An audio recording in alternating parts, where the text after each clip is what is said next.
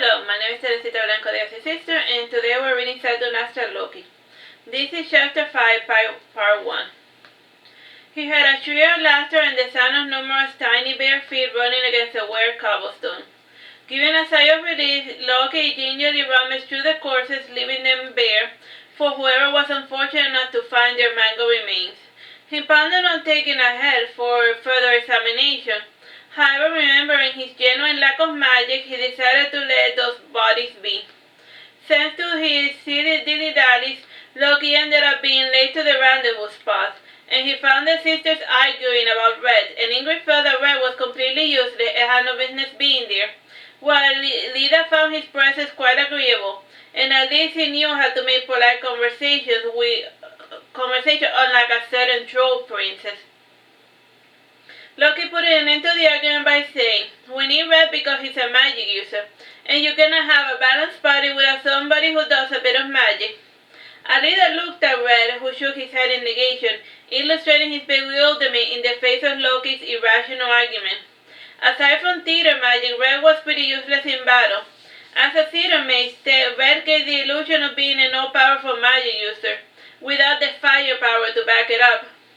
Knowing that it was pointless to argue with Loki, Ingrid said, "Fine, if you want to take the ugly little green pest, then so be it. However, both of you are responsible for it."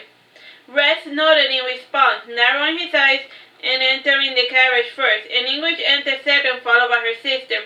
Both Red and Ingrid watched with apprehension as Alida made her way towards the carriage. After she gingerly got inside, the pair breathed a sigh of relief. Once everyone was inside, Loki asked the driver made the horses march by lightly tugging at the reins. He did not believe in whipping the horses, having himself been whipped in more than one occasion. Without their encouragement whip, the stable horses went slower than usual, and Loki did not mind it since he was not in a particular hurry to get anywhere. The day before, the sisters had discussed where they wanted to go, and Ingrid had originally wanted to visit Veragero. However, Alida shut down the idea quickly, considering the tense situation in the capital. And Aragon was out of the question since the city was notoriously smelly, and the islands of the Dragon Archipelagos were suggested, but Alida politely declined due to her tendency of getting seasick on a boat. And after discussing and analyzing the prospect, a plan was drawn out to visit the citadel of Aphelon, the dragon rider city of Sibila, and the hunting grounds of the poison blood elves, and the Rosetta fields of the giants and Little Sophia. The first place they were going to visit was the elven hunting grounds. The poison blood elves were pretty much unknown before the war, and keeping themselves in the northern forest, they had lived a peaceful life, occasionally trading with caravans of fishermen who used the rivers as a means of locomotion. When the smoke cleared, everyone was paying attention to these meat-eating elves, and their broken physical stamina was on par with the berserkers, and they were not what the other races imagined when they heard the word elf. Semi-nomadic, they had several permanent home stations made of limestone, which they occupied depending on the seasons, and their home were used for storage of surplus and other trade items, and usually a single family was in charge of guarding each permanent settlement, while the rest of the troops traveled with the season. All in all, there were 5 permanent settlements. As of now, the entire 2 legions of the poison blood elves and their families were in the Sea family settlement, and the elves usually remained there for a couple of months unless something happened. While Loki amused himself singing and making all sorts of announcements and taking in different shapes, there reigned an awkward silence inside the chariot, and Red was pretending to read a book to avoid speaking with Ingrid. And meanwhile, Alida was staring blankly at the roof of the carriage while hissing. Don't forget that Alida is like a snake lady. After finding the hissing noise intolerable, Ingrid said, "Would you be so kind as to stop it with the hissing?" Opening her mouth wide, Alida said, "Can you repeat what you said?" "Please stop it with the hissing. It's annoying and unnecessary," said Ingrid. Alida twisted her body and then smashed her head and her frame all over the carriage while moving in an unnatural fashion. Ren yelling said, "What the hell?" Both Ingrid and Ren jumped out of the slow-moving carriage while Alida moved about, and she eventually struck her head against the floor, knocking herself out for a bit. And Loki continued a bit of a ways without bothering to pay attention to the commotion, and Red had to run after him to get his attention by yelling, "Loki, stop the carriage!" "Sure, whatever," said Loki, yawning. "Alida went crazy, so we had to get out of there," said Red. "Crazy doesn't tell me much, my dear Red," said Loki sarcastically. "Well, she was hissing for most of the ride, and then when Ingrid told her to stop, she went crazy, flaying about and smashing her head against everything. I think she passed out or something. But I do not want to go check," said Red. When Ingrid had caught up with the carriage, she went to open the door to check on Alida, but Loki stopped her here. He opened the door and he went inside, and he gently propped up the unconscious Alida. And Loki opened her mouth and he smelled within, and in her stupor state, Alida was having a hard time swallowing, and her heart rate was unusually high and somewhat erratic from time to time. And in the ground floor, he found a regurgitated rat, and after smelling the putrid rape, Loki had these answers. Turning towards Ingrid, he said, it is a classical mad snake disease, also known as Lassa fever. I am going to treat her, and also you folks as well, since it can be transferred through blood and other bodily fluids."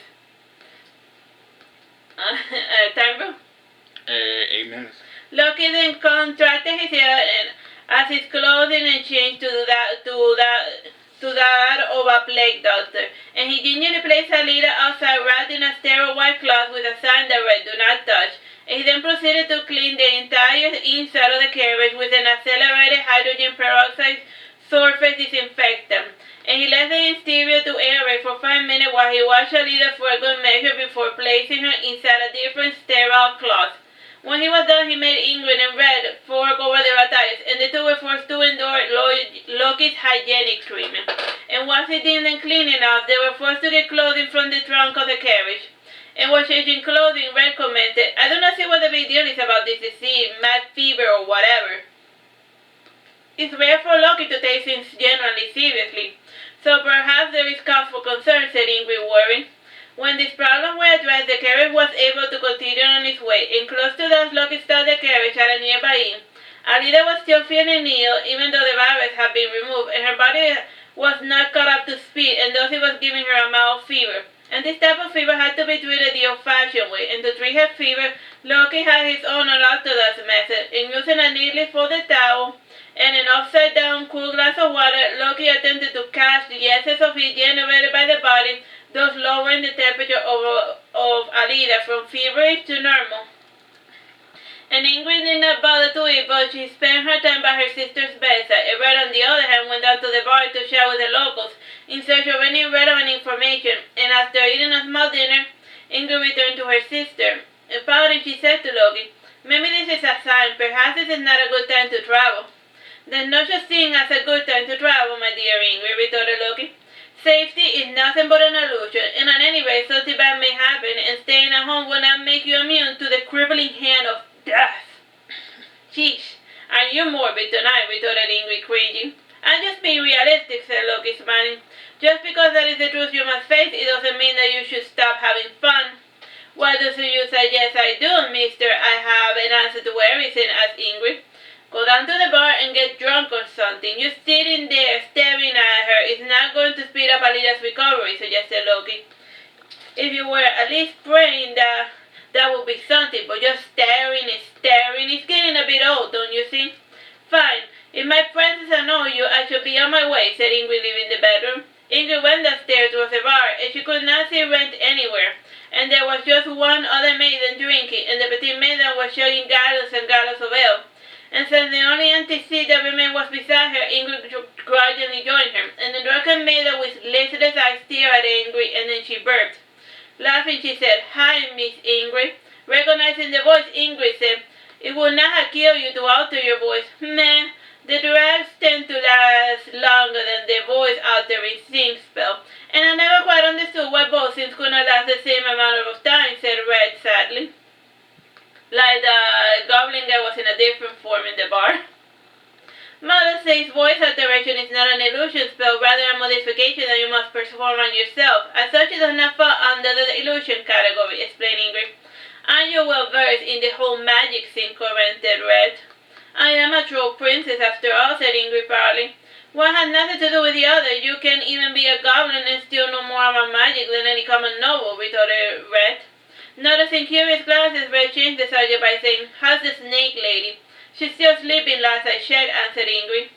"And I have seen her sleep for an entire week, so let's hope that that's not the case, lest she sleeps through our visit to the hunting ground," said Red. "We could try to wake her up when we arrive," suggested Ingrid. The conversation continued in this fashion till midnight, and Red spell had by then worn off, and he had acquired his goblin demeanor. And by that time most people at the inn had retired to sleep, and the few that lingered were too drunk to care about the presence of a pesky goblin. A late comer entered the inn, disturbing the peaceful silence, and before the person arrived, the only sound heard were the gentle whisperings and the cracking of the lumber in the fireplace. Time, bro? 4 minutes, 30 seconds. The figure clad in armor with a traveling hood, and his riding shoes cracked over the tile floor, and the man saw the goblin next to Ingrid, and he naturally assumed that the goblin was pestering her, and indeed Red had been bothering Ingrid with his drunken banter, and by then Ingrid had fallen asleep, and Red was none the wiser because she was in the midst of one of her somnambulist episodes, so she had her eyes open. And then I gingerly threw Red out of the inn and drew his sword out to kill him, and he stopped when he saw Ingrid behind him holding a water pitcher. And then I hesitated, and then Ingrid said, "Blind, oh you son of soot, the things of all things, like the deafening lightning before the flash of thunder. Kill the time that kills, live the time that lives." And forgetting the goblin altogether, the knight shook Ingrid's shoulder and asked, Be you alright, maiden?" "Oh, nostalgic dove, with the gentle loss of violence, almost real, and by bloody rings only shadow. In order not to be unsettled, I need the fruit of divine pain. Death is but an insult," continued Ingrid, staring listlessly as she wandered about in her somnambulism state. Cervantes called. But the knight and the goblin followed after Ingrid as she wandered, and she continued with her That's one of your poems that you inserted in there. Yeah. Just like how Cervantes put Galatea in Don Quixote. Raising her voice to a shrill scream, Ingrid yelled, "I want to suffer the rocks. I want to love the rocks." Like I know your poems well. And then she concluded softly, "Death is but an insult." When she concluded, Ingrid's pupils stopped being dilated, and she blinked twice and seemed to return to her senses. Already used to her episode, Ingrid returned to her room to try to sleep for real this time. Time, bro? 2 minutes, 30 seconds. Red followed behind to sleep in the same room as Alida, where Loki was still watching over her. And Loki noticed the bruises on Red, but he chose to say nothing. And like a gargoyle, Loki was fixated on keeping watch over Alida. And the following morning, Alida was still sleeping, and since the horses were resting, Loki decided that they should continue on their journey, and neither Red nor Ingrid opposed the plans. And while the horses were being prepared, Red stayed in the bedroom, and he waited until the last possible moment to head out. And putting on his disguise, he fled out of the inn, only to bump into the knight that had accosted him the night before. The knight apologized to Red, whom he perceived as a beautiful blonde maiden. And Red always wore the face of a frail blue-eyed maiden, and from all of his illusions, this was the one which had proven the most successful in the past. And then I saw Loki and grimaced, but did not say anything. And as of late, the giants enjoyed the same fear and respectability of dragons, and once Red and English were inside the carriage, Loki carried Alida inside the car, and it took a bit of effort to place her in what he considered a comfortable position, propped up with pillow, and the people in the watched with interest since Alida was the strangest thing they had seen as of late. And when all was said and done, Loki tugged slightly at the reins of the horses, which refused to move. And after doing even more, the horses finally started at a gentle pace, and they were going as slow as mules at this point, and at the current rate, it would have been faster for him to power walk to the hunting grounds. Inside the carriage, Red and Ingrid were silent, and after an hour, they got bored and started conversing, and Ingrid was the one to start by saying, "Don't you ever get tired? Pray do tell me of what?" asked Red. "Loki told me what happened to you the night before," said Ingrid. "Ah, yes, the night. One can only kill so many lions before it becomes a chore," said Red. "You should have killed him. If he does that to you, God knows how he treats other people," said Ingrid. "I have made peace with my lot in life, as should you, troll princess," said Red. "I want to go back to my cave," pouted Ingrid. While Red and Ingrid spoke, Loki was meditating on naming the horses, and from time to time he would listen to the conversation of his passenger. And they were certainly quite the dull fellows as far as he was concerned, and close to that, Alida finally awoke and said, Would you please be quiet? You have been jabbering about nonsense for 12 hours, and now I have something pleasant to say, or shut up now. Good night. Time, bro? 1 second.